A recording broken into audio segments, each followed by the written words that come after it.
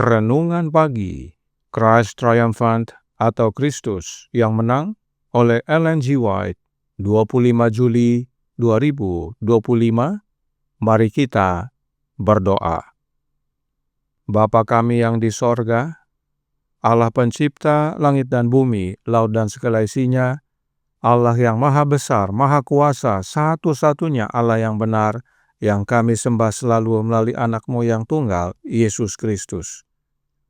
Terpujilah Yesus, anak Allah yang maha tinggi, yang adalah satu-satunya jalan dan kebenaran dan hidup bagi kami.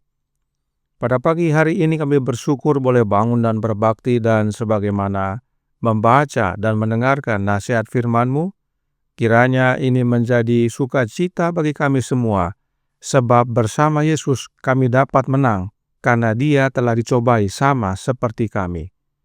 Beserta kami sepanjang perbaktian ini, kehendak-Mu yang jadi. Ampun kami akan dosa dan salah, karena kami berdoa hanya dalam nama Anak Allah yang tunggal, Yesus Kristus, yang adalah Tuhan dan Juru Selamat kami. Amin. Renungan hari ini akan dibacakan oleh Saudara Flandi Torondek. Kepada Saudara Flandi, kami persilahkan. Selamat pagi. Judul renungan kita pada pagi hari ini, tanggal 25 Juli, adalah Juru Selamat kita dicobai sama seperti kita. Ayat Alkitab, kecuali kalau mereka mencari perlindungan kepadaku dan mencari damai dengan aku. Ya, mencari damai dengan aku. Yesaya 27 ayat 5. Bayangkan jika engkau bisa dirimu sendiri sebagai pengganti Kristus di padang gurun. Tidak ada suara manusia yang engkau dengar, tetapi engkau dikelilingi oleh setan-setan yang berpura-pura sebagai malaikat dari surga, yang menyajikan sindiran-sindiran licik setan melawan Allah dalam daya tarik yang paling menggoda, seperti yang dilakukannya terhadap orang tua pertama kita. Kecanggihannya sangat menipu dan licik dalam merusak keyakinan Anda kepada Allah dan menghancurkan iman dan kepercayaanmu. Ia membuat pikiranmu terus-menerus tegang, sehingga ia bisa mendapatkan satu petunjuk yang dapat ia gunakan untuk keuntungannya sendiri, untuk memikat engkau ke dalam satu pertentangan, seolah-olah membaca pikiranmu yang tidak akan engkau sampaikan, sama seperti yang ia lakukan terhadap Hawa. Ia tidak dapat memperoleh sepatah kata pun dari Kristus untuk menuntunnya. Kata-kata ada tertulis, diucapkan dari satu titik ke titik lain saat ia mengujinya. Namun, hanya kutipan dan kata-katanya sendiri yang telah diilhaminya untuk ditulis oleh orang-orang kudus zaman dahulu yang akan keluar dari bibir Kristus. Dalam adegan pertentangan besar, Tuhan kita di padang gurun tampaknya di bawah kuasa setan dan para malaikatnya. Apakah ia mampu dalam sifat manusianya untuk menyerah pada godaan-godaan ini? Sebagai Allah, ia tidak dapat dicobai, tetapi sebagai manusia, ia dapat dicobai, dan itu sangat kuat, dan dapat menyerah pada godaan. Sifat manusiawinya harus melewati ujian dan pencobaan yang sama yang dilalui Adam dan Hawa. Sifat manusiawinya diciptakan bahkan tidak memiliki kekuatan malaikat. Itu manusiawi, identik dengan kita. Ia melewati tanah tempat Adam jatuh. Ia sekarang berada di mana? Jika ia menanggung ujian dan pencobaan demi ras yang jatuh, ia akan menebus kegagalan dan kejatuhan Adam yang memalukan dalam kemanusiaan kita sendiri. Tubuh manusia dan pikiran manusia adalah miliknya. Ia adalah tulang dari tulang kita dan daging dari daging kita. Ia mengalami kekecewaan dan pencobaan di rumahnya sendiri, di antara saudara-saudaranya sendiri. Ia datang ke dunia kita untuk mempertahankan karakter yang murni dan tanpa dosa, dan untuk membantah kebohongan setan bahwa manusia tidak mungkin menaati hukum Allah. Dengan mengambil bagian dalam kodrat ilahi, kita dapat berdiri murni, kudus, dan tak bernoda. Keilahian tidak dijadikan manusia, dan manusia tidak diilahikan melalui perpaduan kedua alamnya itu. Kristus tidak memiliki ketidaksetiaan yang berdosa, rusak, dan jatuh seperti yang kita miliki. Karena dengan demikian ia tidak dapat menjadi persembahan yang sempurna. Manuskrip 94 1893. Demikian bacaan renungan pagi kita pada pagi hari ini. Tuhan Yesus memberkati. Terima kasih atas penata layanan Saudara Flandi. Tuhan Yesus memberkati. Selamat pagi saudaraku dalam Tuhan. Jika Yesus dicobai sama seperti kita, maka Yesus sama dengan kita, yaitu dalam alamiah. Roh Nubuat berkata dalam The Review and Herald tanggal 1 Maret tahun 1862 paragraf 10 yang berbunyi, tetapi banyak yang mengatakan bahwa Yesus tidak seperti kita, bahwa Dia tidak seperti kita di dunia ini, bahwa Dia adalah ilahi, dan bahwa kita tidak dapat menang sebagaimana Dia menang. Tetapi Paulus menulis, sebab sesungguhnya bukan malaikat-malaikat yang Ia kasihani, tetapi keturunan Abraham yang Ia kasihani. Itulah sebabnya, maka dalam segala hal Ia harus disamakan dengan saudara-saudaranya, supaya Ia menjadi imam besar yang menaruh belas kasihan dan yang setia kepada Allah untuk mendamaikan dosa seluruh bangsa. Sebab oleh karena Ia sendiri telah menderita karena pencobaan, maka Ia dapat menolong mereka yang dicobai. Ibrani 2 ayat 16-18. Jelas bahwa Roh Nubuat tidak setuju kalau manusia Yesus berbeda dengan manusia kita. Roh Nubuat menyatakan bahwa kemanusiaan Yesus Kristus adalah sama dengan kemanusiaan kita.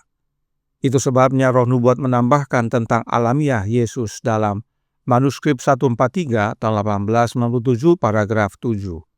Dengan mengambil alamiah manusia yang berada dalam kondisi kejatuhannya, Kristus sama sekali tidak ikut serta dalam dosa manusia.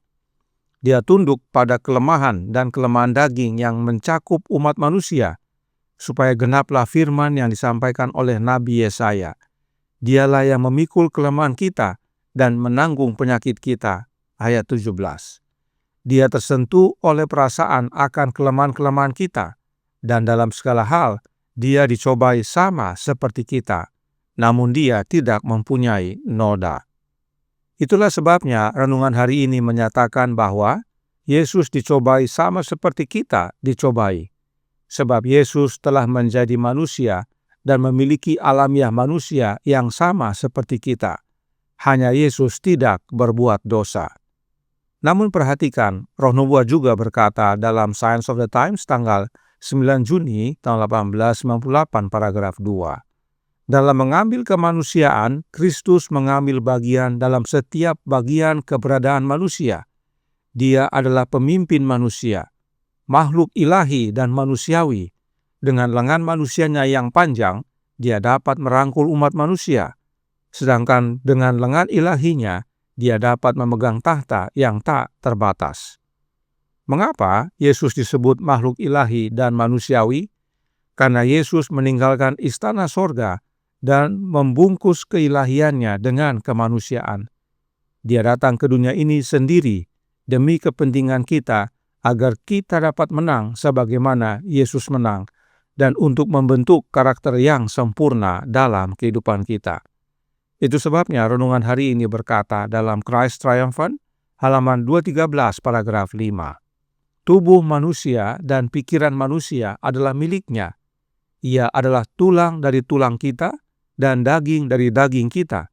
Ia mengalami kekecewaan dan pencobaan di rumahnya sendiri, di antara saudara-saudaranya sendiri. Ia tidak dikelilingi seperti di istana sorgawi dengan karakter yang murni dan indah. Ia dikelilingi oleh kesulitan. Ia datang ke dunia kita untuk mempertahankan karakter yang murni dan tanpa dosa, dan untuk membantah kebohongan setan bahwa manusia tidak mungkin menaati hukum Allah. Alamiah Yesus sama seperti kita, dan karenanya pencobaan yang Yesus alami adalah sama seperti yang kita alami, agar oleh kemenangannya Yesus dapat karuniakan hidupnya kepada kita, sehingga kemenangan Yesus menjadi bagian kita. Saudaraku dalam Tuhan, The Great Controversy halaman 489 paragraf 3 berkata, kita sekarang hidup di hari besar pendamaian. Dalam upacara lambang, ketika imam besar melakukan pendamaian bagi Israel, semua orang diharuskan untuk merendahkan diri mereka dengan pertobatan atas dosa dan kehinaan di hadapan Tuhan, agar mereka tidak disingkirkan dari antara umat. Artinya, kita perlu Yesus dalam hidup kita untuk tolong kita, sebab Yesus tahu apa yang kita alami dan hadapi. Yesus sudah lalui semuanya, alami semuanya sebelum kita, dan Yesus menang. Dan inilah rahasia kemenangan Yesus.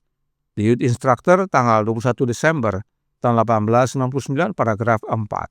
Kuasa yang ada padanya datang langsung dari Bapa, dan ia tidak boleh menggunakannya untuk kepentingannya sendiri. Dengan puasa yang panjang itu, terjalinlah dalam pengalamannya suatu kekuatan dan kuasa yang hanya dapat diberikan oleh Allah. Kuasa kemenangan Yesus datang dari Bapanya, dan melalui Anak Allah kita dapat menerima kuasa yang sama. Renungan hari ini berkata dalam Christ Triumphant halaman 213 paragraf 6. Dengan mengambil bagian dalam kodrat ilahi, kita dapat berdiri murni, kudus dan tak bernoda. Keilahian tidak dijadikan manusia, dan manusia tidak diilahikan melalui perpaduan kedua alamiah itu. Kristus tidak memiliki ketidaksetiaan yang berdosa, rusak dan jatuh seperti yang kita miliki. Karena dengan demikian, ia tidak dapat menjadi persembahan yang sempurna. Sekarang, bagaimana caranya untuk dapat mengambil bagian dalam kodrat ilahi? The Review and Herald tanggal 20 September tahun 1881 paragraf 4. Roh Kristus yang mengalir ke dalam hati semua orang yang benar-benar bersatu dengannya, membuat mereka mengambil bagian dalam kodrat ilahi. Mereka menjadi murni sama seperti Dia murni.